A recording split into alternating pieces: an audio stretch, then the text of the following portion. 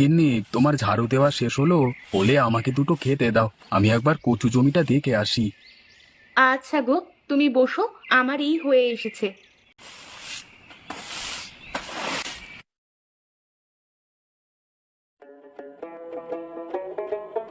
তুমি বসো, আমি তোমাকে খাবার এনে দিচ্ছি।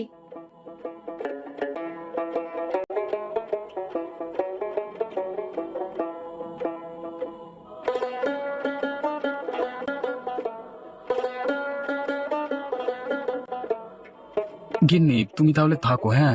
মা ঘুম থেকে উঠলে বলে দিও আমি কচু জমিতে গেছি। আচ্ছা গো, তুমি কোনো চিন্তা করো না, তুমি তাড়াতাড়ি ফিরে আসবে কিন্তু, কেমন?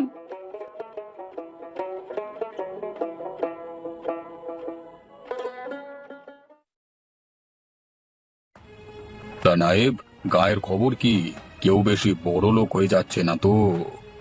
কি যে বলেন মোড়ল মশাই, আপনি থাকতে কে বড় লোক হবে? না, গোপনে গোপনে হতেই পারে। সবাইকে ভালো মতো তককে তককে রাখিস। কাউকে অন্য রকম কিছু করতে দেখলেই আমার কাছে খবর দিস। খবর একটা আছে মোড়ল মশাই, যদি অনুমতি দেন তাহলে বলি। এতে আবার অনুমতি নেওয়ার কি আছে? জলদি জলদি করে বল, কি খবর আছে? খবরটা আমাদের ওই গোপালকে নিয়ে। গোপাল নাকি কচু শাকের চাষ করছে। কচু শাক? কেন? সে আমাকে একবারও জানানোর প্রয়োজন মনে করেনি। জানাইনি, কারণ যদি আপনাকে লাভের ভাগ দিতে হয়।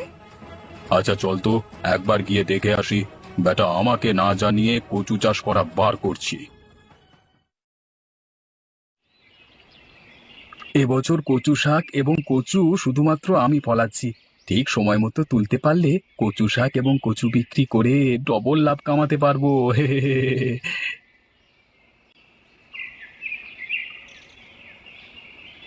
কি গোপাল, গ্রামের একমাত্র কচু শাক মনে হচ্ছে তুমি চাষ করছো?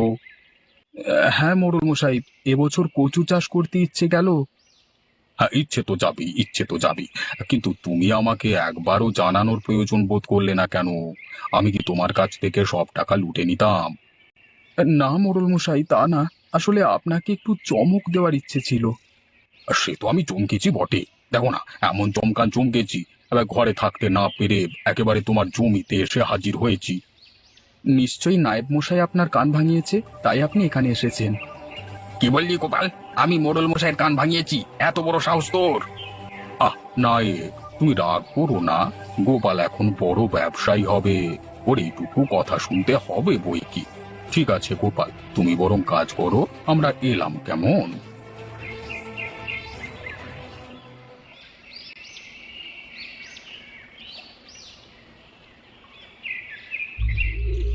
মোড়ল মশাই, আপনি ওকে এভাবে ছেড়ে দিলেন?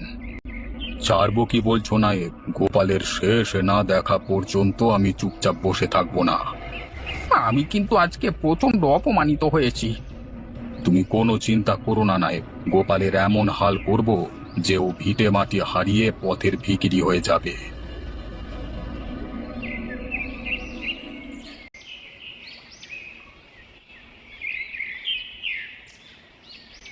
তুমি এখানে বসে সবজি কাটছো মা? হ্যাঁ রে বাবা, তুই এই এলি? হ্যাঁ মা, আমি এই সবে মাত্র এলাম। লতা কোথায়, তাকে দেখতে পাচ্ছি না যে।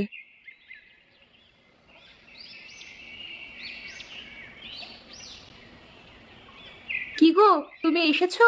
আমি একটু জল আনতে গিয়েছিলাম। ভালো করেছো গিন্নি। কই, আমাকে একটু ঠান্ডা জল দাও দেখি। হ্যাঁ গো, আজকে গ্রামে মেলা, তুমি আমাদের মেলা দেখাতে নিয়ে যাবে তো? আজকে মেলা না? আমার মাথা থেকে তো বেরিয়েই গেছিল একদম। অবশ্য আজকে সন্ধেবেলায় আমরা তিনজনই মেলা দেখতে যাব। আবার আমি তোদের মধ্যে গিয়ে কি করব? না মা, গেলে আমরা তিনজনই যাব। হ্যাঁ গো, আজকে সন্ধেবেলায় আমরা তিনজনে তাহলে মেলা দেখতে চললাম, কেমন? কই গো গিন্নি, তোমার কতক্ষণ সাজতে লাগে? আর মা, তোমাকেও বলি হারি, তাড়াতাড়ি নাও একটু। যাচ্ছি গো যাচ্ছি, এত চিৎকার চেঁচামেচি করছো কেন? এই তো আমি চলে এসেছি, চলো এবার যাওয়া যাক।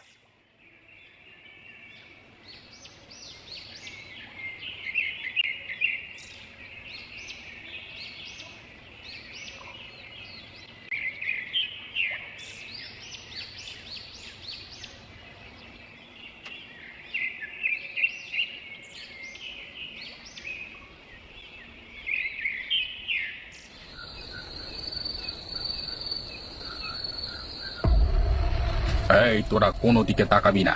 গোপালের ঘরে আগুন ধরিয়ে দিয়ে পালিয়ে চল এখান থেকে।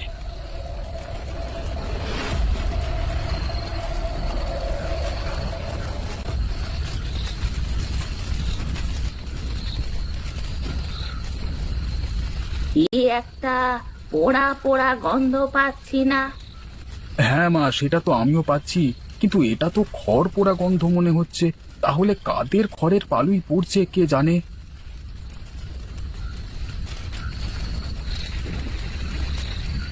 হায় রে হায় রে, আমাদের কি সর্বনাশ হয়ে গেল রে! কোন পাপী এমন কাজ করে গেল? কার আমাদের প্রতি এত আক্রোশ ছিল যে আমাদের এত বড় সর্বনাশ করে গেল? এখন আমরা থাকবো কোথায়? আমার মাথার থাকবার ছাদটুকু পর্যন্ত কেড়ে নিল।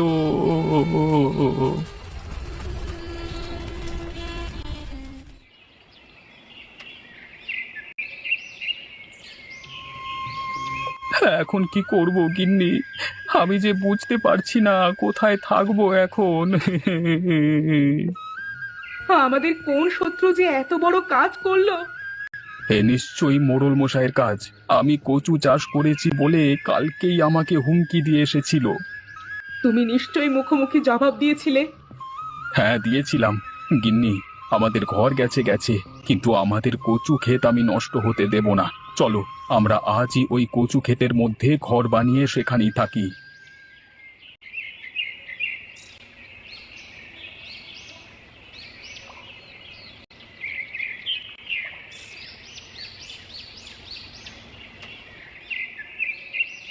এবার দেখব মোড়লের লোকেরা আমার কি ক্ষতি করতে পারে।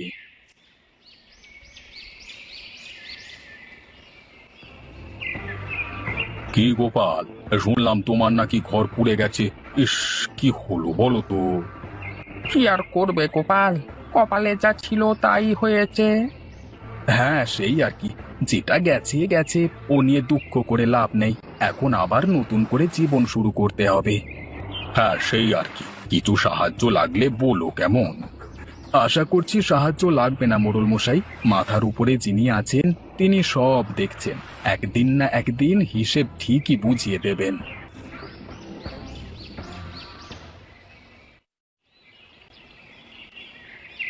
হ্যাঁ গো, তোমার সঙ্গে আমার কিছু কথা ছিল। হ্যাঁ বলো, কি বলবে? বলছি, আমরা ঘর তো না হয় মাথা গোঁজবার মতো একটা তৈরি করে নিলাম, কিন্তু আমাদের হাত যে একেবারেই খালি। এই সময় কিছু একটা ছোটখাটো ব্যবসা শুরু করতে পারলে খুব ভালো হতো। বৌমা ঠিকই বলেছে বাবা, হাতে কিছু পয়সাও আসতো। বেশ, তবে তুমি কি করতে চাইছো? আমি চাইছি এই কচু খেতে আমরা মাংস রান্নার ব্যবসা চালু করি। আশেপাশের কৃষকরা জমি থেকে এসে খুব সহজেই আমাদের এখানে ভরপেট খেয়ে যেতে পারবেন। তুমি ঠিক বলেছো গিন্নি, তাহলে কালকে থেকেই শুরু করা যাক। কি গো গিন্নি, আমাদের এই কাজটা সফল হবে তো? তুমি শুধু দুপুর হতে দাও, তারপর দেখো।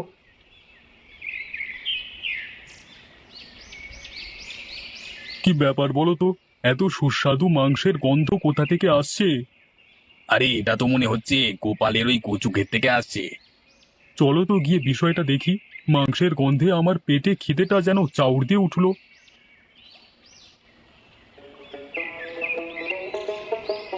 কি ব্যাপার গোপাল ভাই, তুমি কি মাংস রান্না করছো নাকি? হ্যাঁ দাদা, আপনাদের জন্যই তো মাংস রান্না করছি। আপনাদের আজ থেকে বাড়িতে যে খাওয়ার কোনো প্রয়োজন নেই। মাত্র 30 টাকা প্লেট নিয়ে আমি আপনাদেরকে দিচ্ছি পেট ভরে মাংস ভাত। তাই নাকি? তা আমাদের জন্য 2 প্লেট লাগিয়ে দাও তো।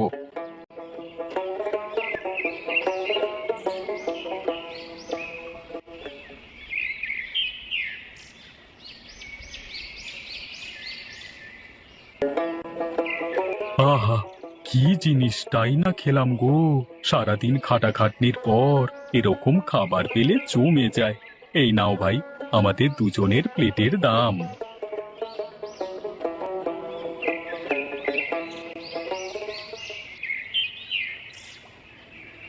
কেউ ভাত নিলে বলবেন, লজ্জা করবেন না। আপনাদের জন্যই আমার এই ব্যবস্থা করা।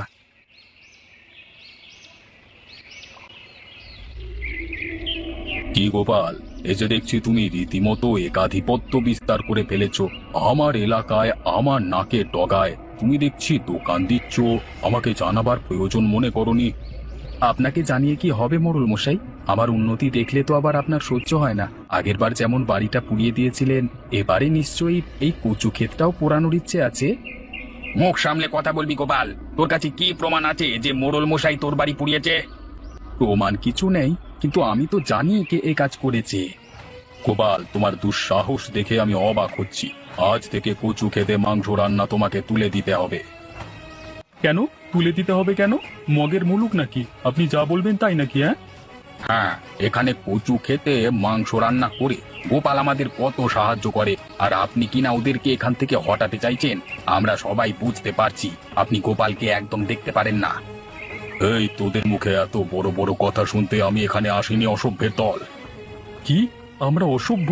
ভাই সকল, এই মোড়লের জন্য আমরা কাজ করে মরি, আর শেষকালে আমরাই ওর কাছে হলাম অসভ্য লোক। এই অপমান সহ্য করা যায় না। আজকে মোড়লের একদিন কি আমাদের একদিন। ওই মোড়ল আর নায়েব আমাদের উপর প্রচন্ড অত্যাচার করেছে। আজকে তার শোধ নিয়েই ছাড়বো আমরা। সকলে হাতে লাঠি তুলে নাও। এই রে, লোকগুলো মনে হচ্ছে কেঁপে গেছে। না না, এখান থেকে কেটে পড়, না হলে মনে হচ্ছে বাঁচবো না। ওরে বাবা! হ্যাঁ মোড়ল মশাই, তাড়াতাড়ি কেটে পড়ুন এখান থেকে। পালিয়ে তোরা যাবি কোথায়? তোদের আজকে উত্তম মধ্যম দেব, দাঁড়া। ওরে বাবা, দৌড় লাগা!